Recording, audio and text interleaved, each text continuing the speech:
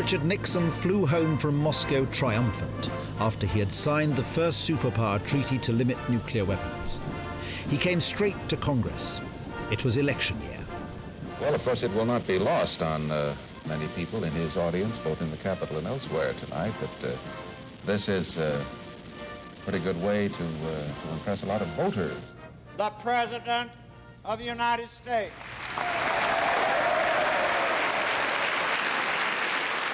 I suppose this is just about the peak of Richard Nixon's political career, this moment.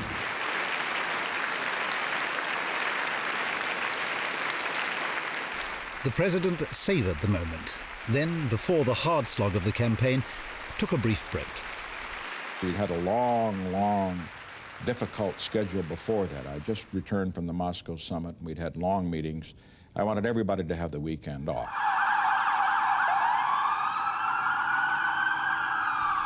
While Nixon was away, 5 of his men were arrested in Washington.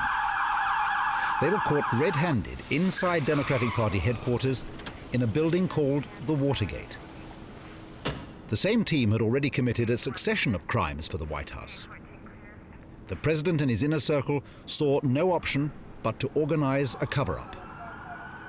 It was a program or a concern for containment, to keep this problem and this investigation and the story, the publicity on it and all that, limited to the Watergate break-in.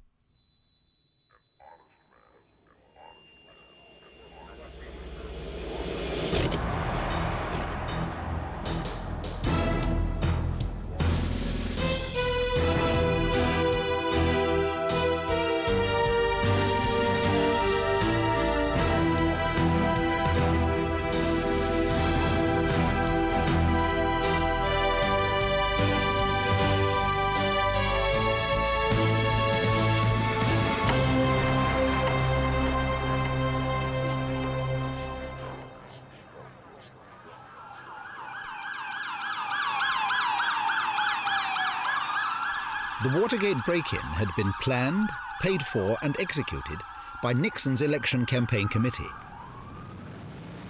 But their high command wasn't in Washington on the day of the break-in. They were in California to campaign with one of the key figures in the Republican Party.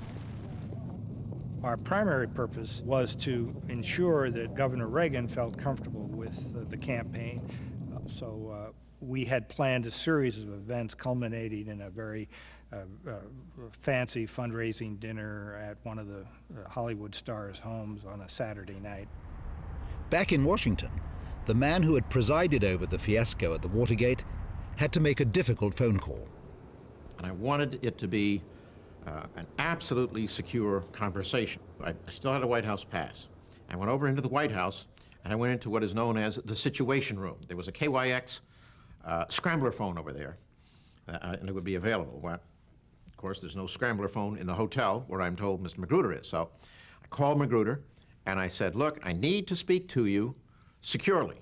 There is a missile base, a guided missile base, run by the Air Force, just in such and such a place. Go down there and hit Magruder. Why do I have to go to a missile base? Why do I have to talk to this?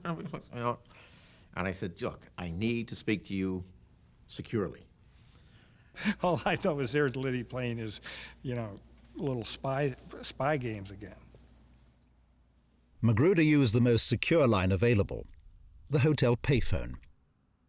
Liddy told him that 4 of the men arrested, the same Cuban Americans they'd used before, couldn't be connected to Nixon. But the 5th man could. He was James McCord, who worked full-time for the president's campaign. Now Magruder had a difficult message for his superiors. He said, we got a slight PR problem. And I said, well, if it's a PR problem, that's your bailiwick. He said, this is a PR problem that requires a lawyer. Their top lawyer was Nixon's ex-Attorney General, now campaign chairman John Mitchell. He had approved Liddy's costly plans, but had left the day-to-day operations to Magruder. Mitchell asked Magruder point blank, how much money did you give Liddy? And Magruder replied, $80,000. Mitchell said, he was aghast. He said, $80,000? And before he finished the sentence, Magruder said, but you oh, you authorized $200,000. Mitchell's reply was, yes, but the campaign hasn't started yet. And that I will well and faithfully discharge. And that I will well and faithfully discharge. The duties Their of the thoughts office. turned to Richard Kleindienst, Mitchell's successor as Attorney General. He had the power to order McCord's release from jail. But to get him to do it would be an obstruction of justice. You know, at some point, somebody, I don't know if Mitchell said this, I don't know if Marty Enter said it. Hell, I may have said it. Let's call Kleindienst and find out what's going on. But the Attorney General wasn't at home. Their next call, as this phone bill from Mitchell's suite shows, went to Gordon Liddy's number at Nixon campaign headquarters. John Mitchell wanted me to get a hold of Richard Kleindienst, who was then the Attorney General of the United States, and to say that he, John Mitchell, wanted Richard Kleindienst to get McCord out of jail because McCord was the security chief of the Committee to Re-elect the President. Direct connection. Liddy tracked down Kleindienst at Burning Tree, an exclusive golf club outside Washington. They met in the locker room. Whereupon I said, okay, I don't know whether you've heard about the break-in and thing. And I said, I have to tell you, that was our operation, my operation. I was responsible. He said, oh, God, you know. I said, yep, I made the mistake. He said, General, he said, John Mitchell told me to tell you to get these people out of jail right now, and I mean right now. And I said, what in the hell do you think you're talking about, Gordon? You know, Kleindienst was just apoplectic. I'm not going to do what you said, and if you say anything like that to me again, I'm going to put you in jail. And I said, yes. I said, I understand. I said, you know, God knows what would happen to you if you do a thing like that. He said, fuck what happens to me. What happens to the President of the United States? I do a stupid thing like that. The newly sworn-in Attorney General ordered that Watergate should proceed like any other case. Yet he sat on the information that could have cracked it wide open on its very first day. Kleindienst didn't tell the Watergate prosecutors about Gordon Liddy's confession, nor about John Mitchell's criminal request to spring McCord. The chief law enforcement officer of the United States was turning a blind eye to the cover-up. That same morning, FBI agents, his department, were struggling to make sense of the unusual haul seized from the Watergate burglars.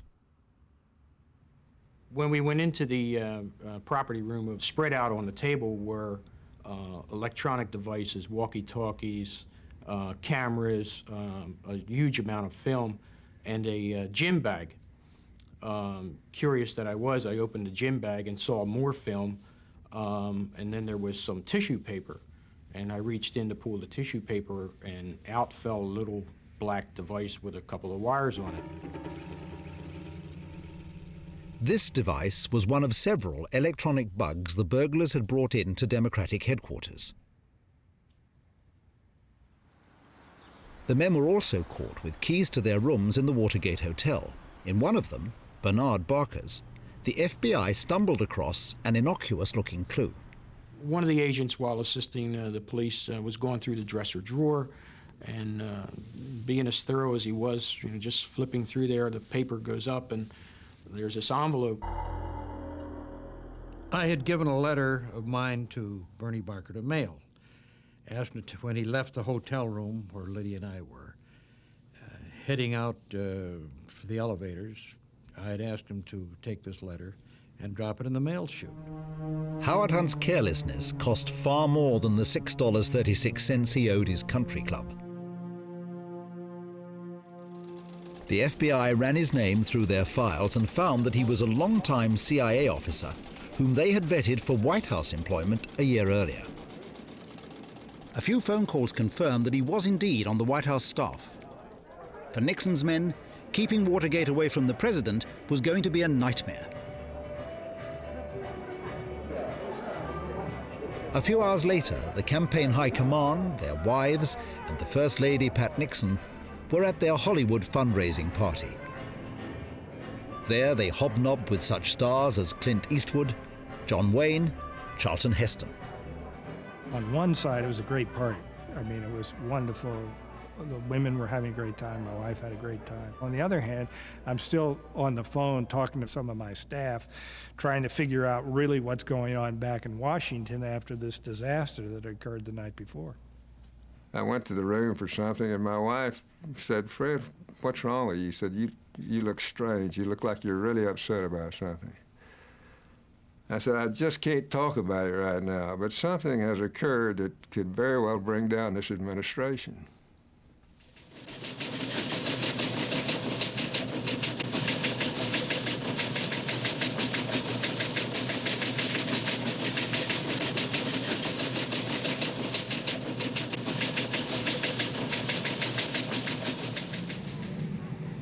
If Nixon sensed the threat to his re-election, he showed no sign of it the next morning. All right. He was still relaxing in Florida. I came over, I saw the Sunday morning papers and saw an item in the Miami Herald. Nixon has always maintained that his first reaction was anger. His line was that the Democrats kept no real secrets at party headquarters. It was the most foolish, useless political caper of all time, because what reason would anybody want to go, if you're going to do any bugging, you're going to bug the Democratic National Headquarters. Nixon needed someone at the White House to be full-time manager of the cover-up. The president's lawyer, John Dean, was perfectly placed to obstruct the criminal investigation. Dean is counsel to the president. He's liaison to the FBI and the police department and all of that. That is a natural part of his duties.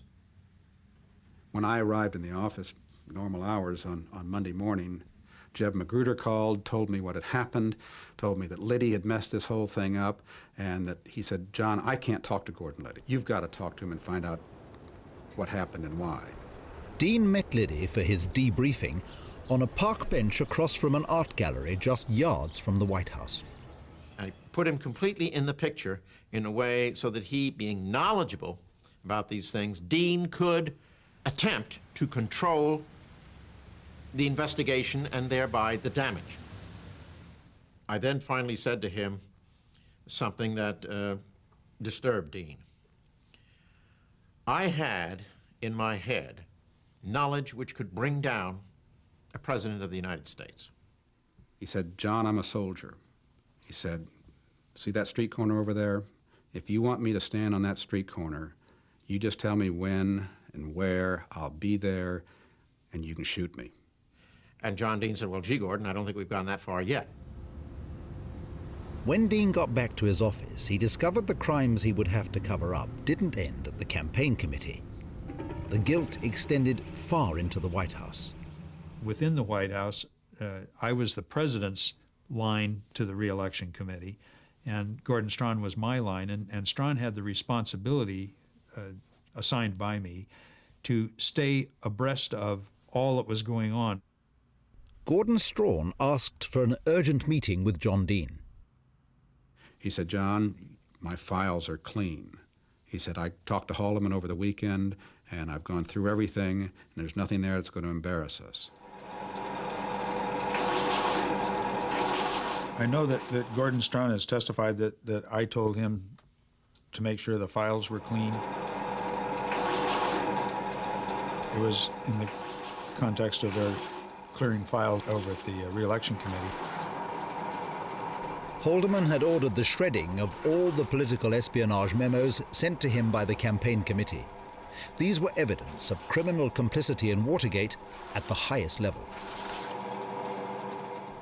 This was the most troublesome report I had had in my initial review of what was going on, because I said, if Strachan knows, Haldeman knows.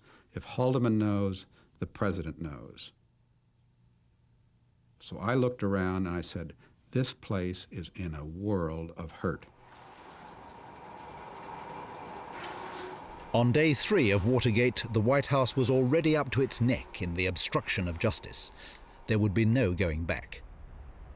And the president's campaign committee still held the original evidence of the crime, the transcript of conversations bugged at the Watergate, codenamed Gemstone.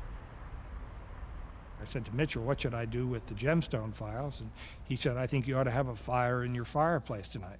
Well, of course, it was late in June, a rather unusual time to have a fire, but that's what he wanted to do, and that's actually what I did.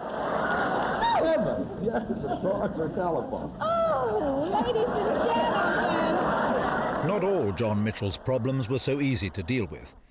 His flamboyant wife, Martha, a darling of the campaign platform, had a habit of making indiscreet phone calls. All right, Isabel, here's the scoop.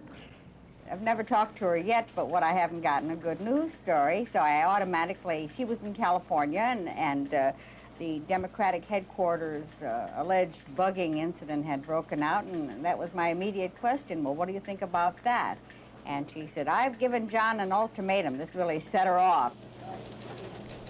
While she talked to the UPI reporter, Martha Mitchell's security guard phoned Fred LaRue on another line. He said, Fred, Miss Mitchell's on the phone with Helen Thomas. She's telling her a bunch of stuff about Watergate. And I said, well, she really doesn't know anything about Watergate. And he said, well, she's telling her a bunch of stuff anyway. What should I do? I said, well, just go pull the phone out of the wall. And pretty soon, I mean, we weren't into a conversation, but I heard her saying, get away, and I didn't know what was happening, and then there was a phone disconnect. To keep her from talking about Watergate, Martha Mitchell was forcibly sedated and held incommunicado. It was easy enough for her husband to paint the affair as the antics of a hysterical female. Finally got him on the phone, and he was not too perturbed. He said, I love that little girl. He said, so it seemed that everything was going to be all right. Late that Monday night, the president returned to Washington and took the reins into his own hands. In the first few days after Watergate, the president was proactive in this thing. I think partly because he's a compulsive conspiracy theorist and just couldn't leave the stuff alone. The president's conversations with his aides, which were automatically captured by his secret taping system, prove that he devoted hour after hour to Watergate. For 20 years, Nixon managed to prevent access to most of these tapes. Now, a tape not previously played in public reveals that Nixon was directing the conspiracy even earlier than had been known. He acted through his closest associates, John Mitchell, John Ehrlichman, and Chief of Staff Haldeman. What's the dope on the Watergate incident? The question now about Mitchell's concern is the FBI. And there's the question of how far they're going to process the evidence. And he's very concerned that that be turned off and that they're working on it. John. I got her over to talk to The question that John and I raised, both of us have been trying to think of a one step away from it and look at a strategy, see whether there's something that we can do other than just sitting here and watching it drop on us bit by bit as it goes along. The president had an idea. Howard Hunt, before Watergate and his job at the White House, had been in the CIA. He was one of the officers in charge of the agency's 1961 Bay of Pigs invasion of Cuba. Perhaps the White House could use Hunt's past to confuse the FBI. Randy used to work for the CIA. He worked in the Bay of Pigs. I mean, he's done a lot of things. What I'm getting at is that they can be isolated instances. I mean, the man's worked for various things. We got to be careful pushing that very hard because he was working on a lot of stuff. The problem is that there are all kinds of other involvements, and if they start a phishing thing on this, they're going to start picking up threads, and that's what appeals to me about trying to get one jump ahead of them. Someone else who could lead the FBI to those other involvements was Gordon Liddy. He laid out for Nixon's campaign managers just what could come out. Liddy's warning was delivered back in the Watergate complex. It was not only scene of the crime, but also home to many members of the Nixon set, including Mitchell's close confidant, Fred LaRue. Gordon commenced to tell us there were other things that had been done that we should be aware of. I said, well, what other things? He said, well, we've had an operation going, or Hunt's had this operation going. We've done certain things for the White House. Liddy told the tale of the White House plumbers unit and the crimes he and the Watergate team had carried out for the president. The most serious was a break-in mounted by Howard Hunt to neutralize Daniel Ellsberg, a leading opponent of Nixon's Vietnam policy. They had tried to steal his psychiatric files and use them to smear him. If that came out, Nixon could kiss goodbye to re-election. Well, when he started disclosing all of these nefarious activities that he was involved in at the behest of the White House, and what he inferred was with the full authority of the President of the United States, just appalled me. Mardian was throwing pencils up in the air and going whoosh, like that, and leaning over backwards in his chair and going forward, and just getting very excited and so on and so forth. Liddy also told them how they tried to break into Democratic candidate George McGovern's headquarters. Liddy had his own way of dimming the lights outside. I just shot out the first 3 lamps. The second 3 I found, I couldn't get a clear shot at because of a steel girder overstructure.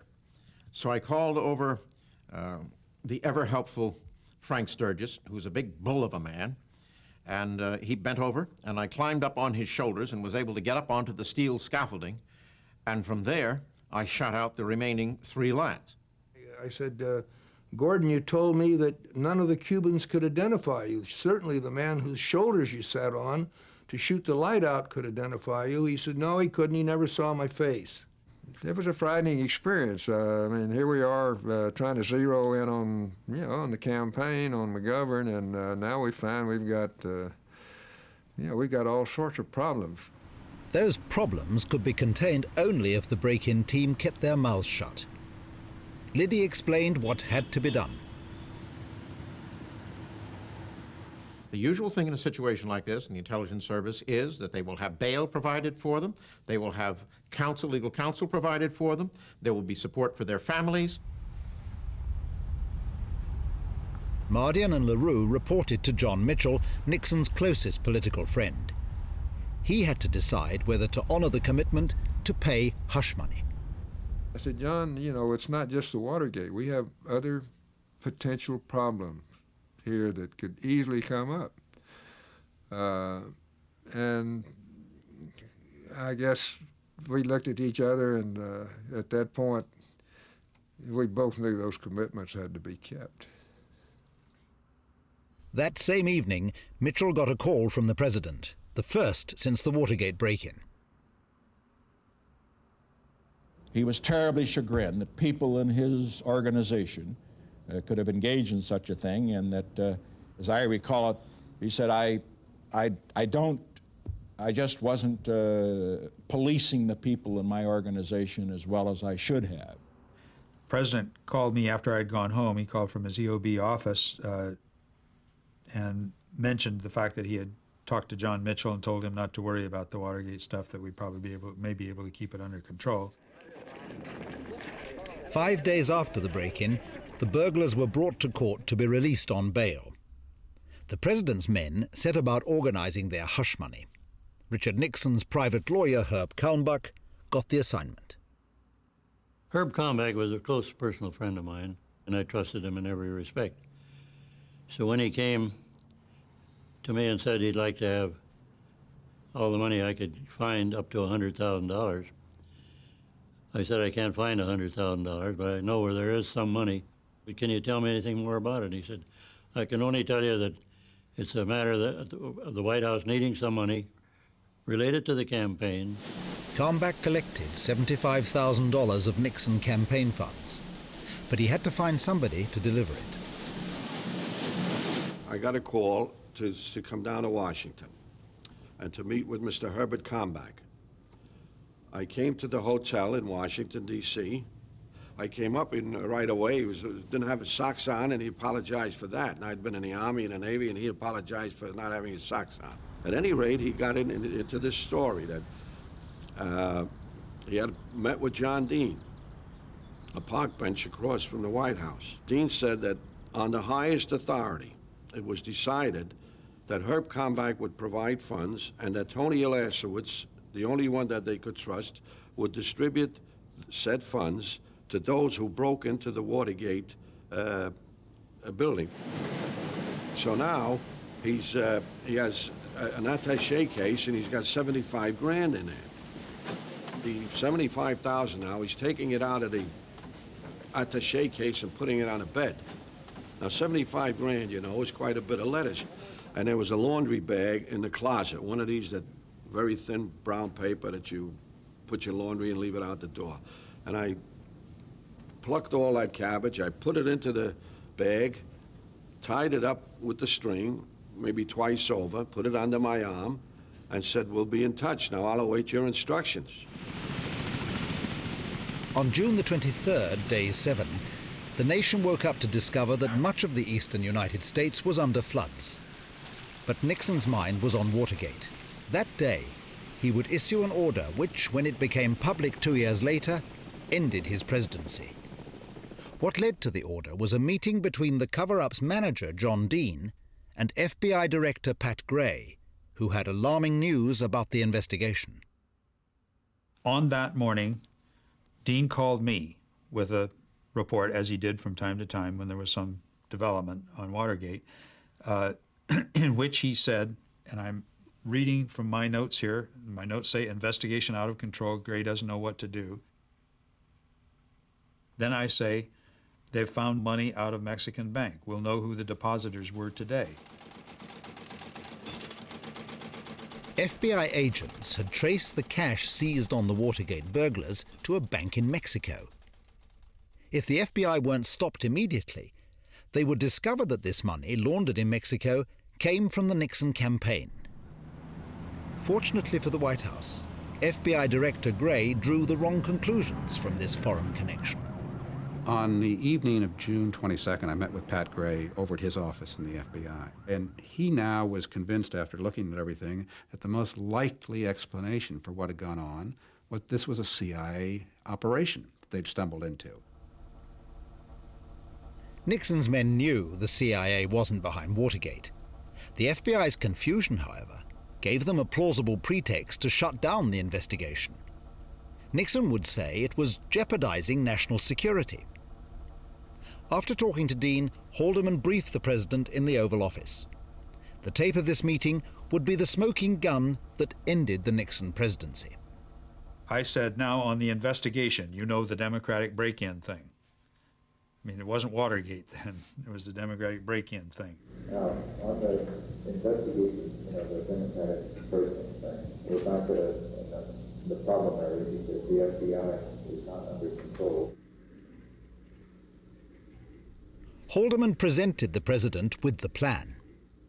Again, I'm saying what Mitchell recommended and Dean concurred with, according to what Dean told me, is for us to have Walters is the deputy director of the CIA at that time, General Vernon Walters, call Pat Gray. Pat Gray was the director of the FBI at that time, acting director, and just say, stay the hell out of this. This is a business here we don't want you to go any further on. And that will fit rather well because the FBI agents who are working the case at this point feel that's what it is the CIA. But would the CIA bosses cooperate? Nixon told Haldeman to threaten the director, Richard Helms, that if the FBI went ahead, his agency's worst humiliation, the 1961 fiasco at the Bay of Pigs, would be dragged up again. He said, when you get in the people, say, look, this is the president now saying to me, look, the problem is that this will open the whole Bay of Pigs thing.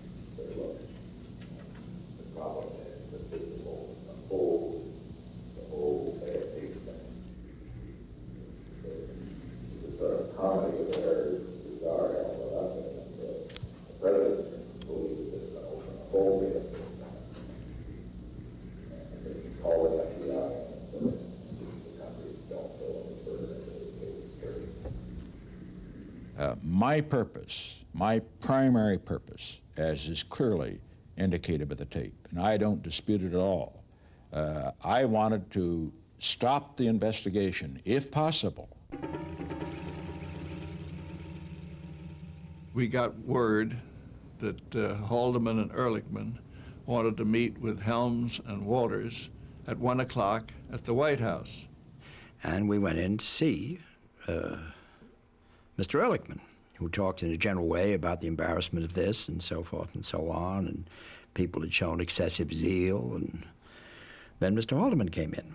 The president has asked us to tell you that he wants, I think I said Dick Walters, to contact Pat Gray at the FBI and explain to them that exploring these Cubans and their ties and all that sort of thing, and the money source, may lead into all sorts of other things that we shouldn't be getting into, and that they should not go any further in that exploration. At that point, Haldeman carried out the president's ploy. He warned Helms that Watergate could reopen the Bay of Pigs scandal. Helms, a typically cold as a cucumber, icy, super spy type guy, came totally unglued. Frankly, to this day, when I think back on that meeting, it's a long time ago, but it didn't seem to me that any of these things made any sense much. He leaped up in enormous excitement, concern, and panic and said, "This has nothing to do with the Bay of Pigs, and there's no problem about the Bay of Pigs, and the CIA had nothing to do with this," and on and on and on and on.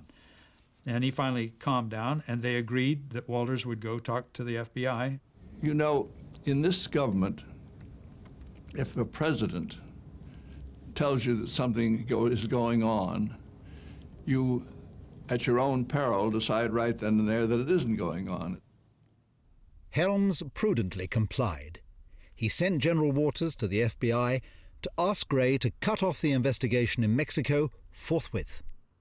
The case agent, the agent in charge, Angie Lano, came to me and told me that there'd been a halt. I'd asked him, what was happening, what was going on with the investigation in Mexico, and Angie told me there'd been a halt put on it by the CIA. I'm getting telephone calls from the Assistant United States Attorney, Earl Silbert, saying, "Angelo, what's going on?" And I'm saying, "Earl, what can I tell you? Every time we want to do something, somebody says, hold, wait, stop, no interview, wait, hold, stop." The FBI agents didn't know the half of it. Inside the White House, Howard Hunt had a safe crammed with files on Watergate and earlier covert operations. John Dean had it drilled open. I realize that some of this material is extremely explosive politically. Some of it is probably direct evidence of crime. I went over to Ehrlichman's office to explain to him what we'd found in the safe. And he told me that he had proposed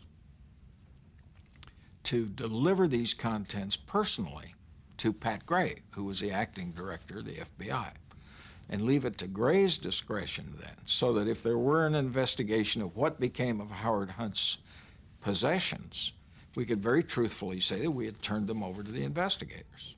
That seemed like a reasonable formula to me. I said, "Gray is going to be in my office this afternoon at 5 o'clock. Why don't you bring him over then?" I distinctly recall Mr. Dean saying that these files were political dynamite and clearly should not see the light of day. It is true that neither Mr. Ehrlichman nor Mr. Dean expressly instructed me to destroy the files, but there was and is no doubt in my mind that destruction was intended. Gray, a Nixon loyalist, took the files home and put them under a pile of shirts. 6 months later, he would burn them with his Christmas wrapping paper. While their boss was burning evidence, FBI agents were uncovering more. Combing through one of the burglars' address books, the agents were baffled by this entry. They discovered that Howard Hunt's telephone in the White House, WH, number 202-456-2282, wasn't being billed in the normal way. The bill was being sent to a girl over in Alexandria, Virginia. So we said, oh, that's strange. So we went to Alexandria and found out that she was an employee at the White House named Kathleen Chennault.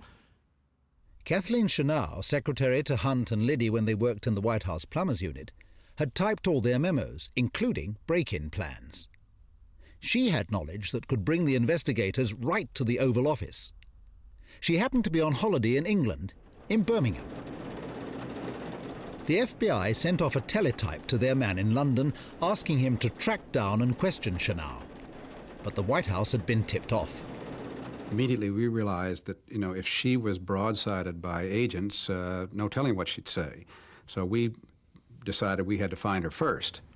And I don't think the request was over here 5 or 6 hours when the telephone rang again and said, hold. And I said, on what? And they said, no interview of Chennault until the White House is going to bring her back. I then talked to my deputy, who really enjoyed these kind of little missions. And I guess he was a former Army intelligence man, and maybe this was a harking back to the old days. But he went over to England and traveled around the countryside till he found her, and then flew her back. Well, I couldn't believe that I was 23 years old and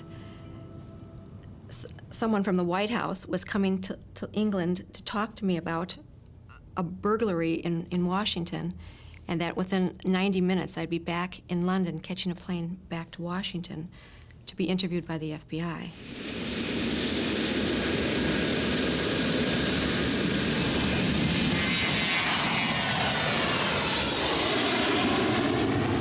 The next morning after they arrived, we impressed upon her the importance to not spill the beans, if you will. We told her, first of all, these things were not relevant to the Watergate investigation. He told me to answer all the questions truthfully and to the best of my ability, but to remember that I was under the cloak of national security, that I had had many top secret and intelligence clearances. They came under this broad category of national security, which was a wonderful tool for us to sweep a lot of things that we didn't want out under the rug. The FBI questioned Chennault, but got nothing out of her. 2 vital weeks had been lost since FBI Director Gray had stymied the investigation at CIA request. But his staff was straining at the leash. He called me and said he couldn't suspend this anymore. So I went to see him, and I said, I have carefully investigated this matter. There are no operations of the CIA that will in any way be jeopardized by this, and you're perfectly free to do them. Nixon, on holiday in California, learned that Walters and Gray couldn't impede the investigation any longer. He put the best possible face on it. I called Pat Gray to congratulate the FBI on a very successful operation they had in apprehending some hijackers. He then brought up the subject of the Watergate investigation. He said that there are some people around you who are mortally wounding you, or might mortally wound you, because they're trying to restrict this investigation. I said, Pat, you go right ahead with your investigation. Well, it's easy to miss the irony, perhaps, in this, which was that this whole thing was Richard Nixon's idea to involve the CIA in deflecting the FBI. The president promptly came up with a more brazen scheme to scupper the Watergate case. To pull it off, he needed some new prisoners of a different persuasion. What he would do is cause a bunch of Democrats to be arrested, and then he would grant clemency to both Democrats and Republicans. Ehrlichman's note shows that they would tell the Secret Service to book and charge anti-Nixon demonstrators. Then, the day after the election, the president would issue a general pardon and order the prosecutions ended.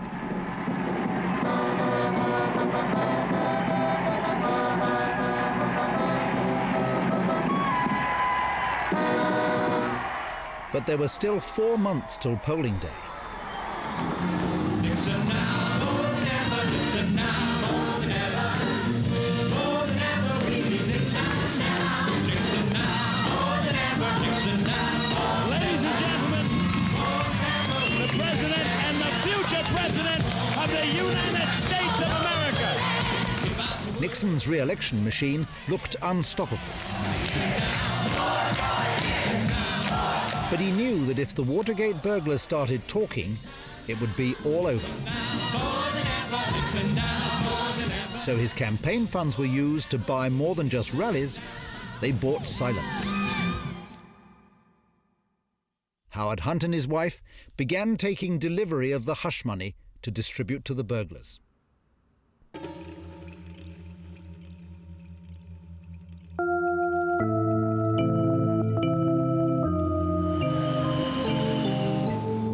I'm going to do these drops at the airport. And I would, because lockers were always handy, I'd get a locker number. I'd take the key, put the money in the locker, take the key out, and I would tape it underneath the telephone. Then I would call on another phone. I would call the person, whatever name we used, Mrs. Hunt in that time. One time Mr. Hunt appeared and picked it up, and I'd say the key is taped under. You take that key and go to the locker and pick up your drop. And that's the way we did it. And it worked very well.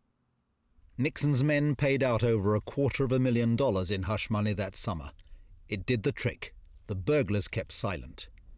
So too did Howard Hunt and his partner in crime.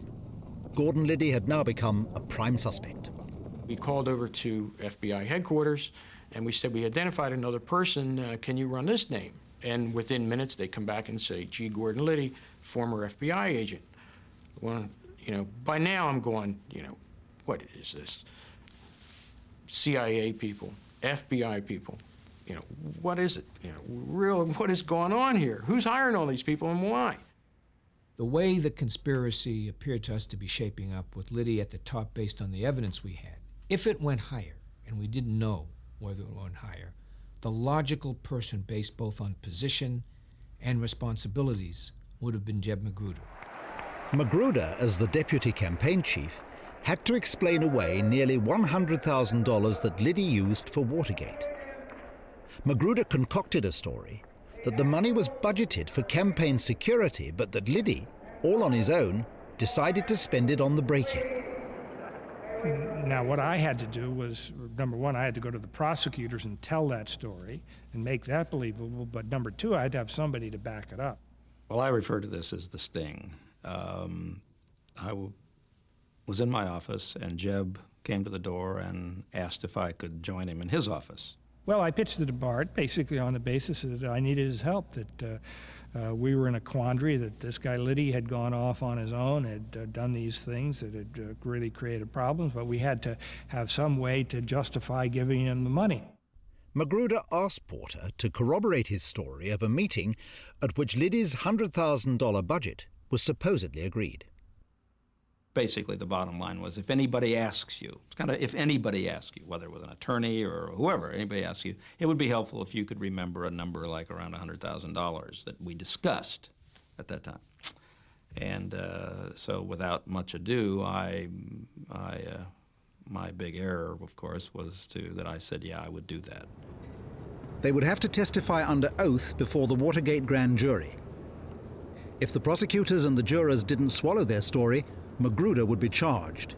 Inevitably, he would drag Nixon's top aides down with him. We were all aware that I was going to go up and perjure myself, and that was the way the cover-up was going to work. You go up and you testify to why we spent the money with Liddy, and then you bring Porter in and he backs up your story. We were not 5-year-olds. It's a lawyer's distinction, but I must say, and it's self-serving, that I did advise him. I said, Jeb, I can't tell you to go in front of that grand jury to perjure yourself, but I will tell you, I'll give you a good question, and I know exactly the kind of questions they're going to ask you. And so I spent about a couple hours just grilling him and getting him ready for his perjury. Magruder swore his oath and told his lies. Then it was Porter's turn. I had to repeat this particular story about the $100,000 amount, and all the rest of it was all the rest of what I said there was quite factual. My mention of the $100,000, as we know, was not. Porter appeared before the grand jury and made a very credible impression. His father was a judge. I think he'd been an ex-Marine, and his whole presence carried with it an air of credibility. And he corroborated Mr. Magruder's account of the purpose and use of the money, and that certainly was of great assistance to Mr. Magruder. Magruder made it. Federal indictments were returned in Washington today in the Watergate bugging affair. Complaints. Sources here at the Justice Department say the investigation by both the FBI and the grand jury is over.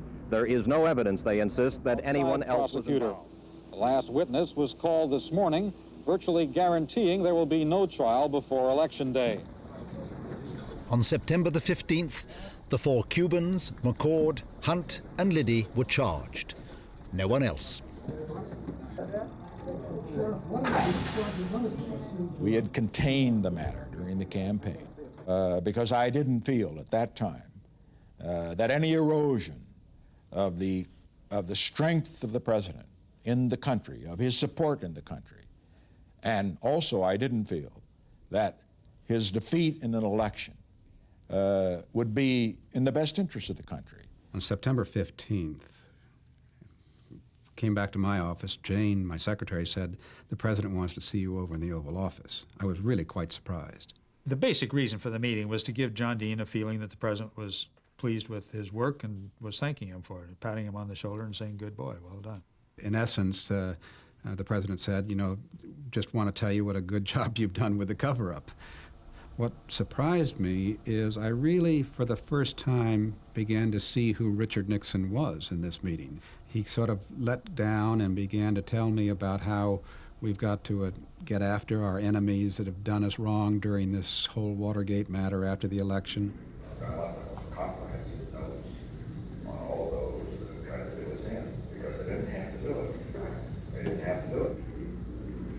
Now they're doing this quite deliberately, and they're asking for it, and they're going to get it. We haven't used the Bureau, we haven't used the Justice Department, but things are going to change now. And they're going to change, and they're going to get it right.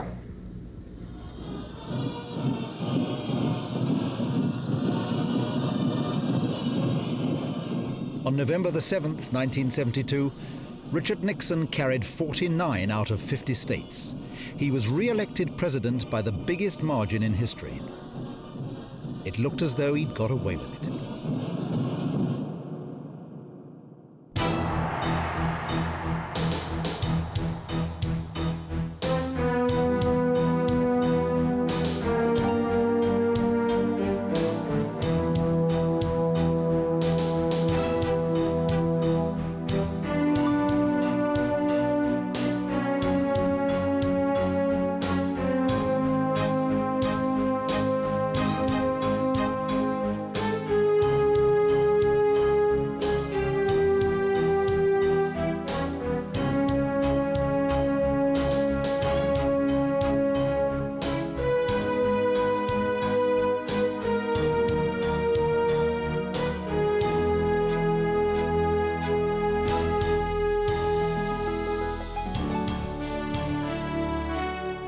An Australian media tycoon, politics and power see the rise of the Murdoch dynasty, streaming now on BBC iPlayer and on BBC Sounds, dissecting murder stories that shock and fascinate us.